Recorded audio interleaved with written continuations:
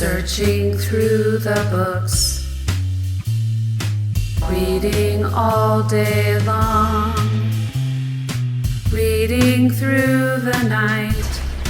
Welcome to Miss Hoops' story time.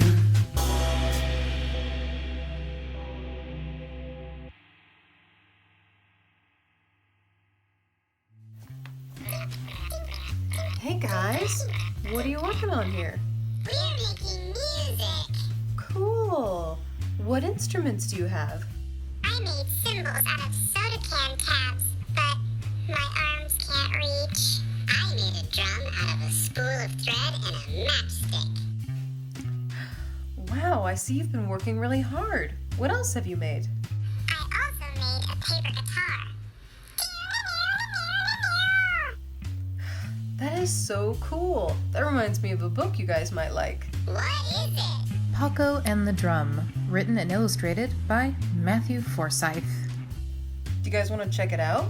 Yeah! Awesome. Let's begin. The biggest mistake Pokko's parents ever made was giving her a drum.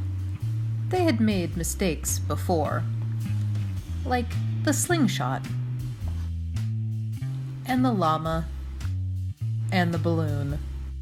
But the drum was the biggest mistake. "We shouldn't have given her that drum," said her father. "What?" said her mother. "The drum is too loud. I can't hear you." "The drum was a big mistake," said her father. "That sounds like a wonderful idea," said her mother, who still couldn't hear what he was saying. The next day, her father said, "Pokko, why don't you take your drum outside for a little while? But don't make too much noise. We're just a little frog family that lives in a mushroom, and we don't like drawing attention to ourselves." Pokko agreed, and she set out as quietly as she could. It had just rained, and the forest was sparkling like an emerald, and it was very quiet. Too quiet. Pokko started tapping on her drum just to keep herself company, but something stirred behind her. A raccoon playing a banjo started following her, so Pokko hit her drum louder. And then a rabbit playing a trumpet started following them, but Pokko kept playing her drum.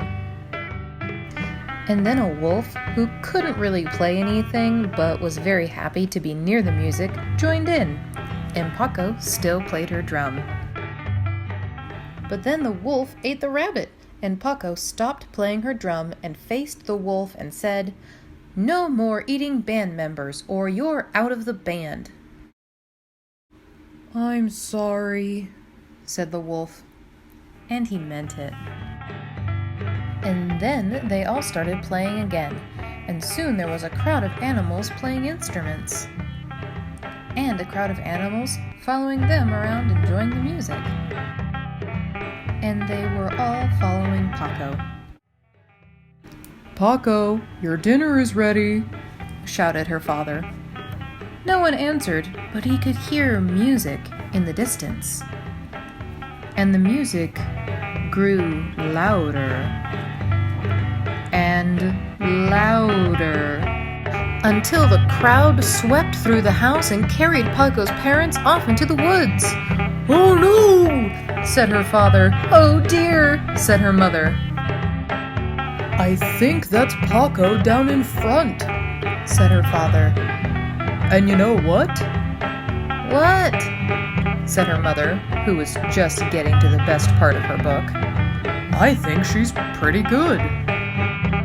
And no one could hear what he was saying, but if they could, they all would have agreed. That was fun. I wish we had cool instruments like Pokko and her friends. Well, I don't think Pokko would mind if we borrowed her drum and a couple other instruments. Yay!